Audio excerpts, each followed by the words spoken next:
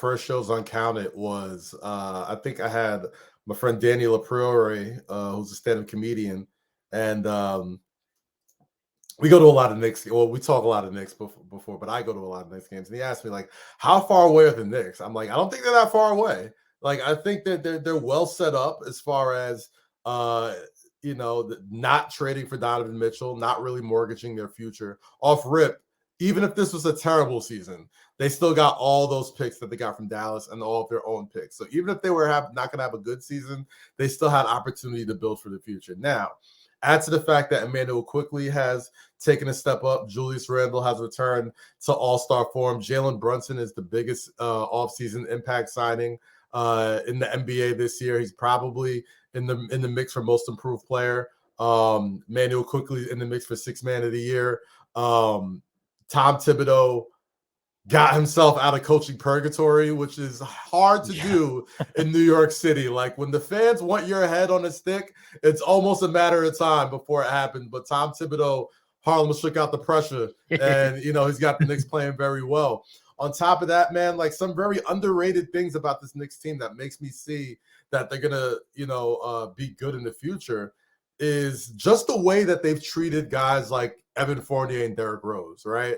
These are guys that in the past you would think were just typical Tom Thibodeau guys, veterans, people that have been there before, and Knicks fans have kind of seen it for a long time. But the fact that they kind of stayed ready all year, and veterans are so important in the NBA. I don't think a lot of people really, even if they don't play, like, veterans are so important as far as like establishing a culture for a team. And the Knicks veteran is Derrick Rose, one of the most respected, beloved NBA figures in the entire. You're a Chicago Bulls fan. You know how much love we all have for Derrick Rose. You know what I'm saying? And he's kind of adopted this sort of like hood Yoda of like the youth guards in the NBA, where it's like I watch. Sometimes I go to a lot of the games. I watch them warm up, and Derrick Rose and Evan Fournier are in there working out like, it's the playoffs tonight, and they're breaking a sweat, and they're getting a really good workout in. But another thing that I noticed is that every single young guard always goes up to Derrick Rose, or at least just watches him, or at least gives him a pound, has a conversation with him. You know what I'm saying? And the Brunson of it all, the Randall of it all, RJ, Josh Hart, all those guys are going to get a ton of well-due props for the turnaround for the next season. But I think the fact that Derrick Rose, who had an opportunity to go to a lot of places and, still contribute at a high level, said, no, I want to stay here. I like what's being built here. That said a lot about where the Knicks franchise was 4 years ago when, it was free agency season and the Knicks, didn't get the big prizes as they were called 4 years ago. I think the Knicks kind of made out better than the Nets because of that. But I would say that the Knicks right now are built for not just success this year, but sustained success in the future. I feel like they're kind of already playing with house money. I don't necessarily think that. I think after they beat the Celtics for the third time, they kind of put the NBA on notice. So now expectations are raised. But I would love for them to get out the first round. Getting out the first round should be priority number one. And then after that, you're playing with house money. Now you're going to be the nuisance. Now you're going to be in a position that I kind of wish the Knicks were in for several years, which is the young, hungry, just irritants to the contenders, right? Like the Thunder several years ago, the Memphis Grizzlies last year, like I think the Atlanta Hawks a couple years back, like just a team that has so much potential, some stars, and the opportunity to make life really hard for the Celtics and the Bucks of the world going into the playoffs. So that's all I'm really hoping for. But in the future, I think the Knicks have shown that, like, you don't need to come and be the savior here. Like, there's pieces here now. Like, you don't necessarily need to come and put on the shoulders, which I think kind of scared off a lot of players, of being the guy who helped bring the Knicks back to relevancy. The Knicks are relevant again. You don't necessarily need to do all that. So I think now they're in the best shape that they've been in my adult life to be an attractive organization. I think the one thing that they do need to do is get like a practice facility like close by to the arena. I think that's the one thing that they truly need to do that I don't think gets discussed enough when it comes to attracting big time free agents in the NBA, because, you know, I love Westchester, but Westchester and MSG are a little bit of a trip from one another. You know what I'm saying? But I think that might all be irrelevant at this point. I think the New York Knicks are primed for success. And there's some very important free agents, some very impactful free agents that will be available or might be available in the next 2 years that I think fit in perfectly for the New York Knicks to at least be taken as a serious contender in the NBA. Anyone in particular you have your sights on? If if you could take your pick.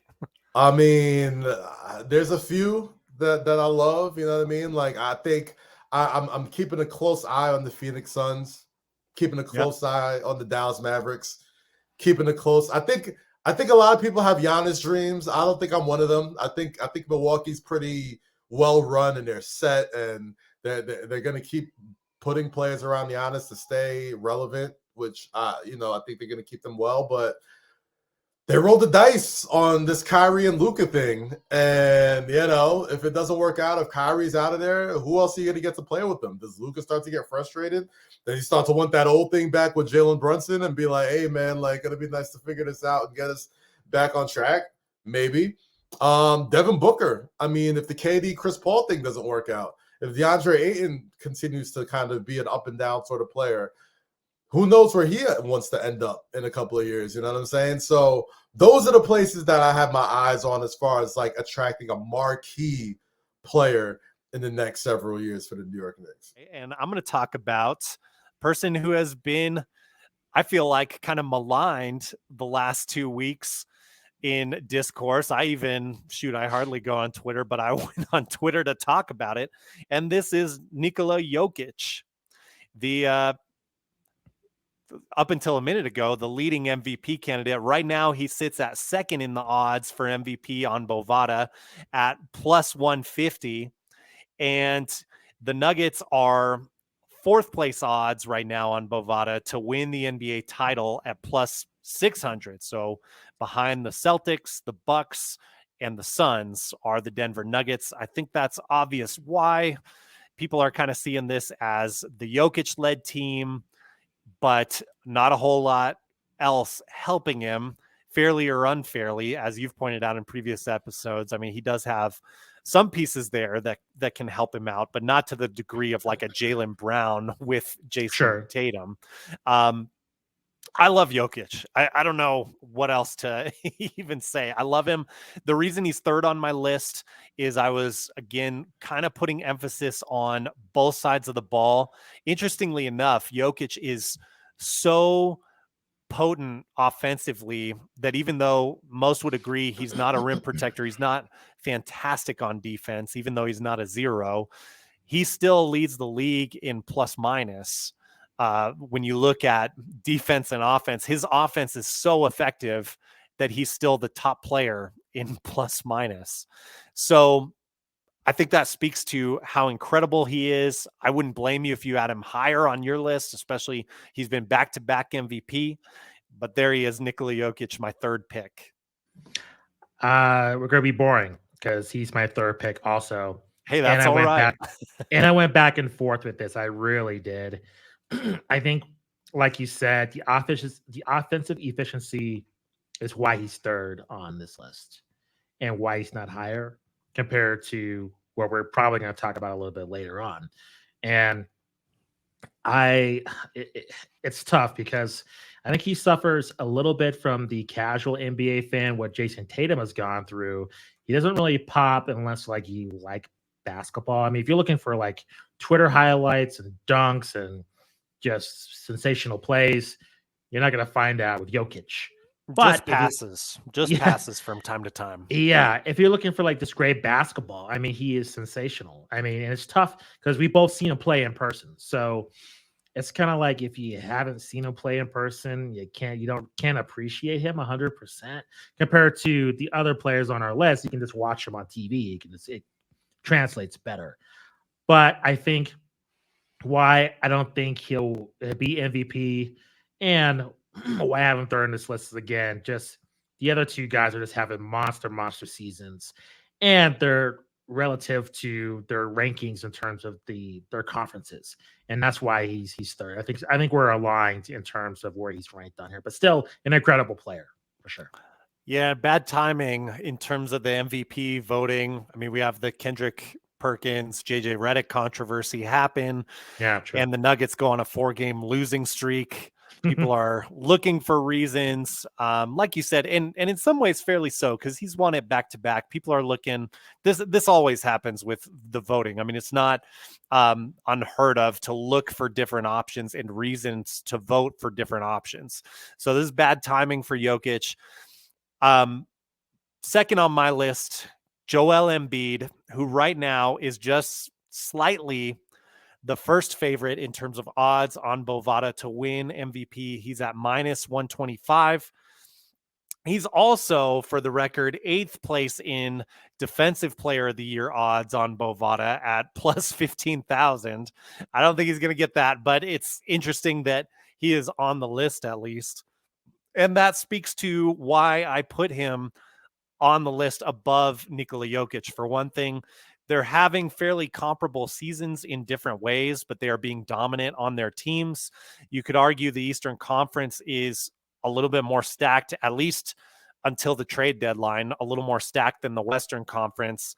And Embiid has been leading the 76ers through that. James Harden is kind of one night he's got it, one night he doesn't. So I don't think he has quite as much help as some of the other guys on the list that we've mentioned do.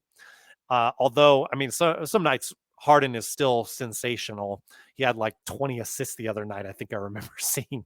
But Joel Embiid, he's just doing things that we haven't seen at the center position in terms of being, his draft comparison was Hakeem Olajuwon. I won't put him there defensively, maybe ever, but he's got more shooting range than Olajuwon had, which is an extra element in his game. And he is knocking down 3-pointers. It's not the first shot you want him taking, but he's doing it with some success, and he's not killing the team as a result of it.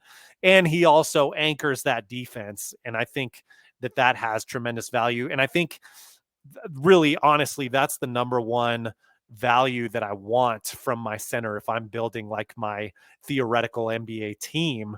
So Jokic, not traditional in that aspect. Embiid is as kind of that defensive anchor. So I've got him number 2. Justin, throwing it to you. Interesting, because I will get the Embiid in a little bit, but Giannis Antetokounmpo is my number 2. It's tough because I think they're 1A, 1B. I mean, if you ask me tomorrow, I might have these two flipped. So, I mean, this is no diss between one or the other. Sure. But I think Giannis is incredible. I think just a physical phenom. Another player I find really underrated in the league. And I think I can't put my finger on it. I mean, it's weird, huh? I feel the same way. Because he has everything. He's a goofball. He's entertaining during press conferences. He's honest. He's a great player. He checks all the boxes, and I think he has the ability to overcome what a lot of foreign athletes usually have to struggle with. But yet, I don't know, in terms of his popularity, I do think there's a little bit of a disconnect. Maybe it's just the small market he plays in. Maybe that's a factor, but I think he's just sensational. I think he's just a physical mastodon, very similar to Embiid. But there's just in the paint, there's just no stopping him. Maybe Embiid, that's it. I mean, other than that, he has no rival in terms of stopping him. He's just such a physical force, and I'm excited to see this year, especially if the way the brackets go, if the Bucks face the Sixers, them two going at it. I think. Oh, I hope so. Yeah. I hope we get to see that matchup, and hopefully we get to see it multiple years too. But with injuries and just, things happening, I don't know how the odds of that are going to play out. But I just think Giannis again, I don't know. I am biased for Embiid, and I'll get to that later, but that's probably why I have him number 1. I think he's just having a killer season, but again, stats are very comparable. So, yeah, I've I like that pick, obviously. I mean, getting to my number one, it's Giannis. And I guess you could say I've been pretty consistent about my love for Giannis. He was my pick for MVP at the start of this year. I thought it would bounce back to him. Honestly, if I had to predict right now, it seems like Embiid's going to win MVP, but it is close enough that these win streak, lose streaks at the end of the year are going to impact that for those three teams, the Sixers, the Bucks, and the Nuggets. Giannis, just to give a little context to how he's doing odds-wise on Bovada, he's third best odds for MVP at plus 375. He's also higher than Embiid on Defensive Player of the Year odds, fourth best in Defensive Player of the Year odds at plus 2,500. And I think you're right. I think Embiid to this point is having a better season than Giannis. I guess one thing when looking at, and you could debate certainly how much we should tie in things that have happened in the past to this list. I just trust Giannis's durability a little bit more. Embiid used to have major issues. That's fair. But you know, this is kind of arguing semantics here, because you could say, well, this is a report card for spring 2023. Who's your list? Who you got? And you can certainly make a case for Embiid here. So I think we're splitting hairs here. I do think Giannis is a little bit more dynamic. And he can play the center. He can also play point guard. Granted, they don't use him that way as much anymore. I don't know. So just slide edge to Giannis for me. Giannis also has the chip, not to go all ring culture here on you, certainly, Justin, or anybody. Because I mean, LeBron has tons of chips and he's not even on my top 10 list. So I don't know. I think we could talk circles around who should be first, who should be second, but I want to hear more about your case for Embiid, who is your number one pick. Yeah, I just, I think you summarized it pretty well. I think, our opinions is slightly differ. Embiid, I think I just have a connection to him. When I was playing fantasy basketball, he was my first pick. Ever since he's came into the league, I just seen the potential he's had. And I think he's finally realizing it. And I think you're right with the durability. That is a question mark, especially in the playoffs. And especially if we're to the second, and to the third rounds here. And, the games are going 6-7 games. How is he going to hold up? That's a question mark. And I think you are right to hold that against him. I just think he's having a fantastic season. So that's over Giannis. But that is a factor. I can't really argue with you if you want to put that as a strike against him in terms of which person are you going to pick? If who's going to remain healthy, I'd probably pick Giannis too. I mean, just by the facts. So, I think that is a strike against Embiid, but I just think he's having an incredible season and so far so good. And I think you're right, Matt, in terms of Harden's inconsistency. He's able to compensate for that when Harden is not showing up. So interestingly enough, our top three are the same players, just in slightly different order. We had Jokic, Embiid, and Giannis in our top three. And I think what's cool about that, what you see with all three of those players, is they really also emotionally care about the game of basketball as well. Yeah. There's no question to their commitment. I know people rip on Jokic for not having much postseason success yet, but we've seen him lose his cool. We've seen him lose his temper. That's honestly a strike against him for some of the things we've seen in the postseason from him. But no question in my mind that he deeply cares. We've seen Embiid cry when Toronto, I believe it was when Toronto hit that buzzer beater to eliminate the 76ers. I mean, that was super upsetting to him. You could see he wanted to improve, and he did improve. He took that to his game and got better. And Giannis, of course, as well. I mean, fantastic in interviews. One of my favorite interviews of the last 5 years was when he was talking about how much he loves Chris Middleton and playing for him and how much he wants him to succeed. And of course, we know what it meant for him, and we know his loyalty to the Milwaukee Bucks franchise too. I think is admirable in some ways. Ties into a lot of things that I love about Damian Lillard and things that he said about impacting that community in Portland, things like that.